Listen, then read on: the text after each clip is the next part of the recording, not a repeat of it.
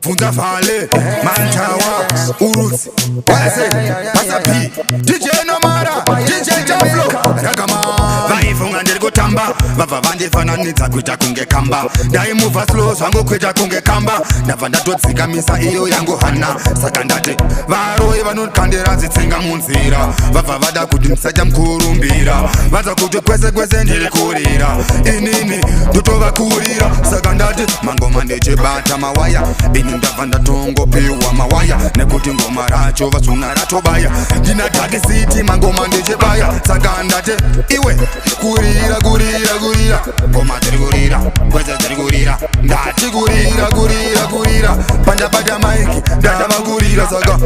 DackCity kwese ndaita mukurumbira, DackCity kwese ndini ndiri kurira, Kana kumbari ndaita mukurumbira, Kumakaba kwese ndini ndiri kurira, Saka buriro moto nyangwe tikada kutiswawo nemboko, Vada kuwanza avo mashoko, Mashoko avo ndenyunyuto, Saka ndati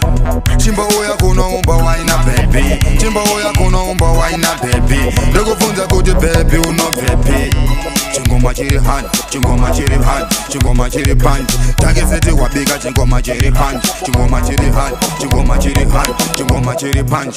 Chimbo tamba uchitamba uchitamba, baby girl ndati iwe ramba uchitamba, Saka kunoku wawa wakazara, baby girl ndati iwe ramba uchitamba, Saka terera unzwe ngoma randabata, ngoma randabata, iri ndere wawa, Saka terera unzwe ngoma randabata, ramba uchitamba kunge ukarohwa neguga, Saka wamuudza vakarara vapepuka, ini ndabva ndatongopepuka, mangoma acho ndabva ndatobata, mangoma ndapinda ndichibata bata bata bata, DackCity ngoma irobata, tamba tamba, ngoma ndakanda irotamba, iwe baby chingotamba, move slow kunge kamba, dzikamisa yako iyo hana, vari kukuona vari pamba, ramba uchitamba, iwewe ramba uchitamba, ramba uchitamba, ramba uchitamba, vane godo vachatonyora iri tsamba, ramba uchitamba, tovasungisa vorara vari kukamba,